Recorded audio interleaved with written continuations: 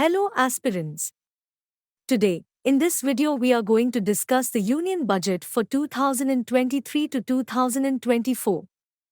After watching this video, you will be able to analyze the Union Budget properly. So, let's get started. The Union Budget is India's annual financial statement that is typically presented in February. The 2023 to 2024 budget was presented by Finance Minister Nirmala Sitharaman on 1st February 2023.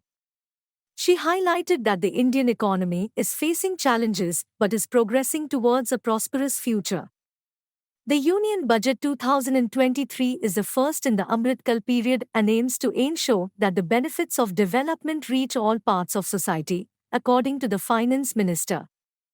In the 75th year of India's independence, the country's economy has been recognized globally as a shining example, even amidst a global slowdown due to COVID-19. The Finance Minister predicts a GDP growth rate of 7% in the fiscal year 2023. The budget has adopted 7 key priorities, working together as guiding principles to lead India through the Amrit Kal. Inclusive development, reaching the last mile, infrastructure and investment, unleashing the potential, green growth, youth power, financial sector. Inclusive development. The government's philosophy of Sabka Saath Sabka Vikas has led to inclusive development, specifically benefiting farmers, women, youth, OBCs, scheduled castes, scheduled tribes, people with disabilities, and economically weaker sections, with a priority for the underprivileged. The budget also continues to focus on the regions of Jammu and Kashmir, Ladakh, and the Northeast. This budget builds on these previous efforts and to improve the productivity of extra-long staple cotton, a cluster-based approach that involves public-private partnerships will be adopted. A digital public infrastructure for agriculture will be developed as an open source, open standard, and interoperable resource for the public. An Agriculture Accelerator Fund will be established to support young entrepreneurs in rural areas who are starting agriculture-related businesses. According to the Honorable Prime Minister, India is at the forefront of promoting the consumption of millets, which helps improve nutrition, food security, and farmers' well-being. India is the largest producer and second largest exporter of Shri Anna, which includes various types of millets such as jowar, ragi, bajra, kuttu, ramdana, kangni, kutki, kodo, china, and sama. The target for agriculture credit will be raised to 20 lakh crore, with a focus on animal husbandry, dairy, and fisheries.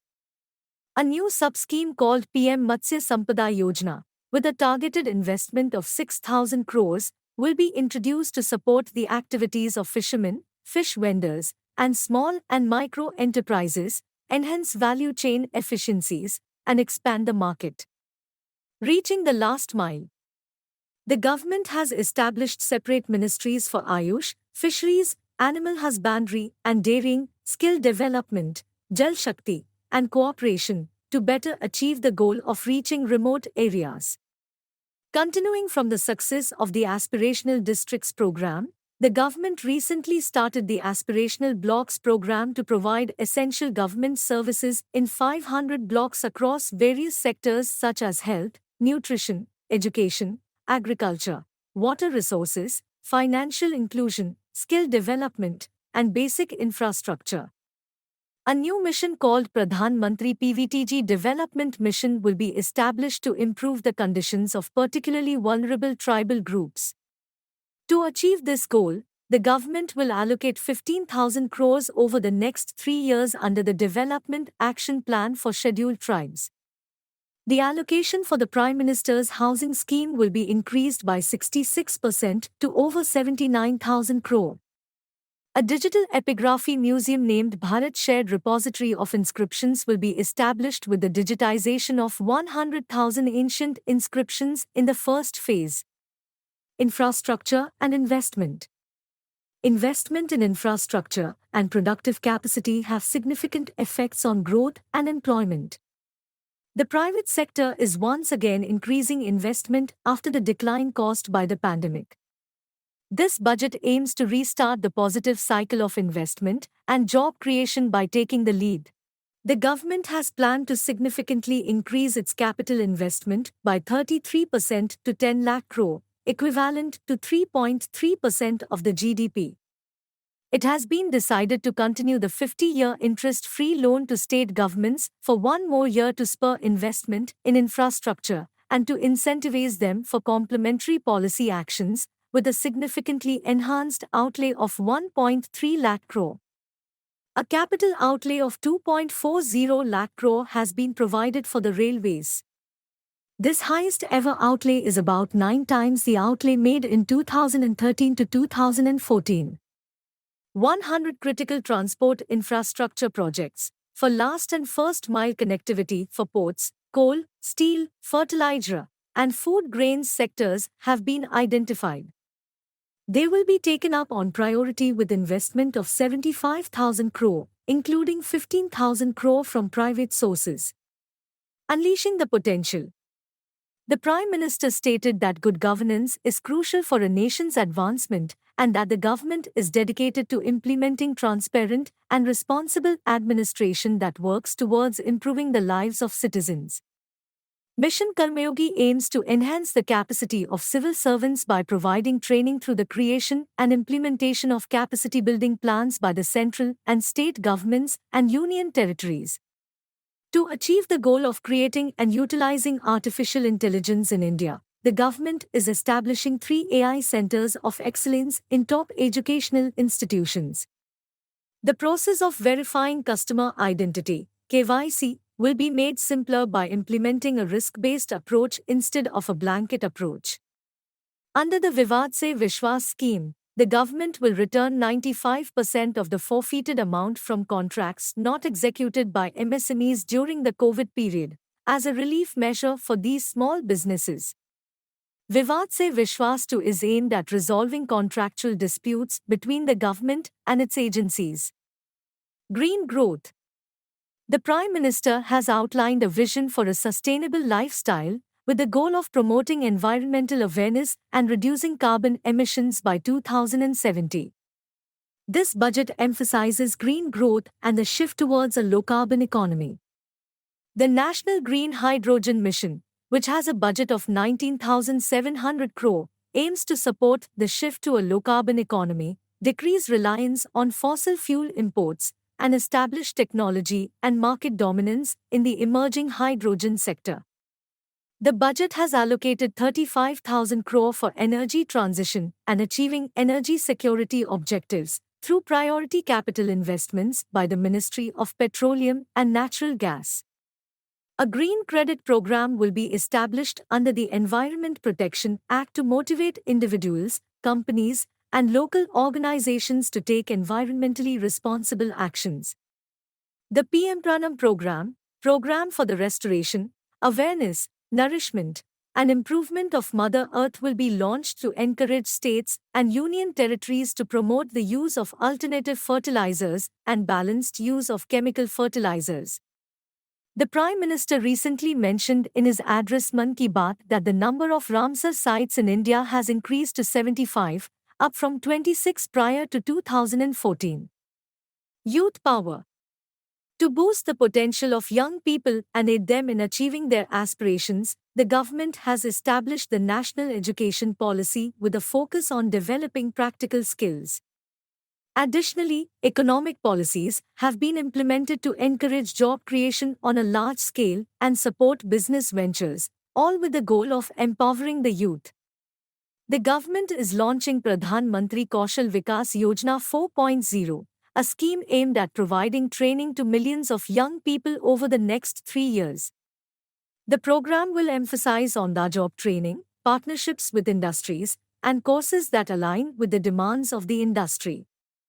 The government will launch a nationwide National Apprenticeship Promotion Scheme which will provide financial support in the form of stipends to 47 million young people over the course of 3 years. Financial sector. Our reforms in the financial sector and innovative use of technology have led to financial inclusion at scale, better and faster service delivery, ease of access to credit, and participation in financial markets. To meet the demands of the present time and ensure effective regulation in the financial sector, public consultation will be incorporated into the regulation-making process and issuing of subsidiary directions where feasible. Digital payments continue to find wide acceptance. In 2022, they show increase of 76% in transactions and 91% in value. Fiscal support for this digital public infrastructure will continue in 2023 to 2024. The maximum deposit limit for senior citizen savings scheme will be enhanced from 15 lakh rupees to 30 lakh rupees. The maximum deposit limit for monthly income account scheme will be enhanced from 4.5 lakh rupees to 9 lakh rupees for single account and from 9 lakh to 15 lakh for joint account. Personal income tax slabs revised. Among the key provisions of the Union Budget 2023 to 2024 were major changes introduced to the personal income tax structure in the country. The tax rebate limit increased to 7 lakh rupees from 5 lakh rupees in the new tax regime. Highest surcharge rate to reduce from 37% to 25% in the new tax regime. This to further result in reduction of the maximum personal income tax rate to 39%. Date of incorporation for income tax benefits to startups to be extended from 31st March 2023 to 31st March 2024. Indirect taxes. Number of basic customs duty rates on goods, other than textiles and agriculture, reduced to 13 from 21. Minor changes in the basic custom duties, cesses and surcharges on some items including toys, bicycles, automobiles, and naphtha. Excise duty exempted on GST paid compressed biogas contained in blended compressed natural gas. Customs duty on specified capital goods machinery for manufacture of lithium-ion cell for use in battery of electrically operated vehicle, EVs, extended to 31st March 2024. Changes in custom laws. Customs Act, 1962 to be amended to specify a time limit of 9 months from date of filing application for passing final order by Settlement Commission. Customs Tariff Act to be amended to clarify the intent and scope of provisions relating to anti-dumping duty, countervailing duty, CVD, and safeguard measures. In conclusion, the Indian Union Budget is a crucial element in shaping the country's economic and financial policies. The budget proposals, tax changes, and funding for different sectors reveal the government's priorities and plans for the next financial year. The recent 2023 Indian Union Budget puts emphasis on improving infrastructure, healthcare, education, and rural development. The budget aims to drive self-sufficient and inclusive growth with a focus on digital transformation and job creation. Thank you.